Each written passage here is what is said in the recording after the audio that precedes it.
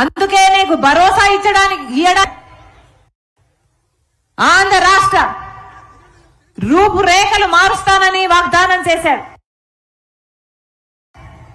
ఆంధ్ర రాష్ట్రాన్ని స్వర్ణాంధ్రప్రదేశ్ చేస్తానని వాగ్దానం చేశాడు. ఇప్పటి ప్రధాని మోదీ గారు అద్భుతమైన రాజధాని కడతానని ఢిల్లీని కూడా, బెంగళూరు అయితేనేమి, చెన్నై అయితేనేమి, హైదరాబాద్ అయితేనేమి, ఆఖరికి న్యూఢిల్లీని కూడా మరపించే రాజధాని కడతానని ఇదే మైదానంలో నిలబడి మోడీ గారు 2014లో వాగ్దానం చేశాడు. ఇంకా ఎన్నో మాటలు చెప్పాడు. ఆంధ్రప్రదేశ్ లో హార్డ్వేర్ హబ్ను ఒకటి తయారు చేస్తాను అన్నాడు.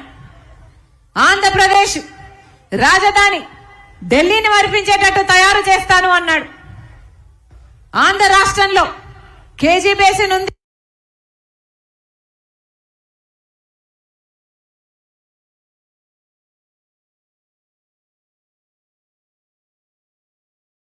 ఇంధన ఉత్పత్తి జరుగుతుంది. పెట్రోలియం రీసెర్చ్ యూనివర్సిటీ అని చెప్పాడు. ఇలాంటి ఎన్ని మాటలు చెప్పాడు మోడీ గారు. కనీసం ఒక్కటైనా నెరవేరిందా? ఏమక్క అన్నా, ఒక్కటంటే ఒక్కటైనా, ఏ తమ్ముడు, ఒక్క మాటైనా నిలబెట్టుకోగలిగాడా మోడీ గారు? ఒక్క మాటైనా? ఇన్ని మాటలు చెప్పిపోయాడు. ఇదే మైదానంలో, ఇదే తిరుపతి పట్టణంలో ఇక్కడే నిలబడి ఇంతమందికి వాగ్దానం చేసేలాడే ఒక్క మాటైనా నిలబెట్టుకున్నాడా మోడీ గారు? నిజానికి మోడీ గారు చెప్పడమే కాదు, కేంద్రంలో ఏ ప్రభుత్వం అధికారంలో ఉన్నా, కాంగ్రెస్ పార్టీ అధికారంలో ఉన్నా, బీజేపీ పార్టీ అధికారంలో ఉన్నా, ఏ ఇతర ప్రభుత్వం అధికారంలో ఉన్నా కూడా ఆంధ్ర రాష్ట్రానికి ప్రత్యేక హోదా అన్నది ఆంధ్ర రాష్ట్ర ప్రజల హక్కు.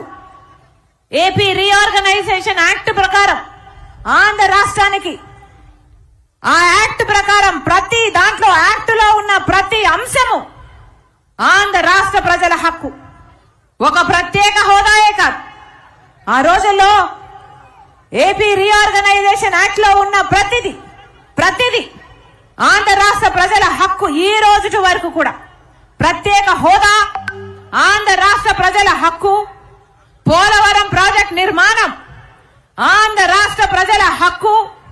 రాజధాని కట్టడం, అద్భుతమైన రాజధాని కట్టడం ఆంధ్ర రాష్ట్ర ప్రజల హక్కు. కడపలో స్టీల్ ఫ్యాక్టరీ ఆంధ్ర రాష్ట్ర ప్రజల హక్కు. అలాగే దుగ్గిరాజపట్నంలో పోర్టు ఆంధ్ర రాష్ట్ర ప్రజల హక్కు. Vizag special railway zone Andhra రాష్ట్ర ప్రజల హక్కు. విశాఖపట్నం నుంచి చెన్నై వరకు ఇండస్ట్రియల్ కారిడార్ కూడా ఆంధ్ర రాష్ట్ర ప్రజల హక్కే. ఉత్తరాంధ్ర రాయలసీమకు స్పెషల్ ఎకనామిక్ ప్యాకేజీలు ఆంధ్ర రాష్ట్ర ప్రజల హక్కు. ఇవే కాదు, ఏపీ రీఆర్గనైజేషన్ లో ఇవి కాకుండా కూడా ఎన్నో పొందుపరిచారు. ప్రతిదీ కూడా ఆంధ్ర రాష్ట్ర ప్రజల హక్కు. మరి ఆంధ్ర రాష్ట్ర ప్రజల హక్కు అయినప్పుడు ఇది మనకు ఈరోజు హక్కుగా లభిస్తున్నాయో లేదో ఆంధ్ర రాష్ట్ర ప్రజలు ఆలోచన చేయాలి. ఇన్ని హక్కులు మనము కలిగి ఉన్నాం. ఇవన్నీ కూడా ఏపీ రీఆర్గనైజేషన్ యాక్ట్ లో పొందుపరిచిన ప్రతి అంశము కూడా ఆంధ్ర రాష్ట్ర ప్రజల హక్కు అయినప్పుడు ఒక్కటంటే ఒక్కటైనా అటు బీజేపీ ప్రభుత్వం అయినా, రాష్ట్రంలో ఉన్న ముందు 5 సంవత్సరాల అధికారంలో ఉన్న చంద్రబాబు గారైనా, ఇప్పుడు అధికారంలో ఉన్న జగనన్న గారైనా, ఏ ఒక్కటైనా ఆంధ్ర రాష్ట్ర ప్రజల హక్కులో భాగమైన ఒక్క అంశానికైనా వీళ్ళు నిలబడ్డారా, వీళ్ళు పూర్తి చేశారా అని అడుగుతున్నా.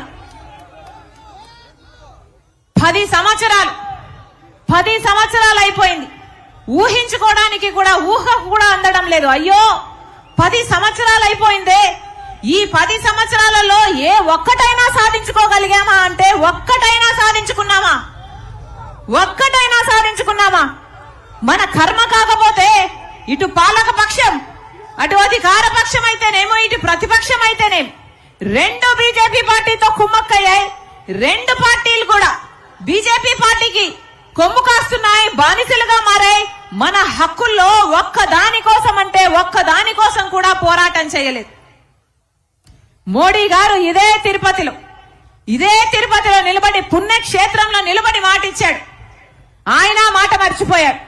ఆయన రామభక్తుణ్ణి అని చెప్పుకుంటాడు కదా మోడీ గారు. 3 నామాల వానికే పంగనామాలు పెట్టాడు కదా మోడీ గారు. ఇదేనా భక్తి? ఇదేనా భక్తి? పుణ్యక్షేత్రంలో నిలబడి మీరు మాట ఇచ్చారు.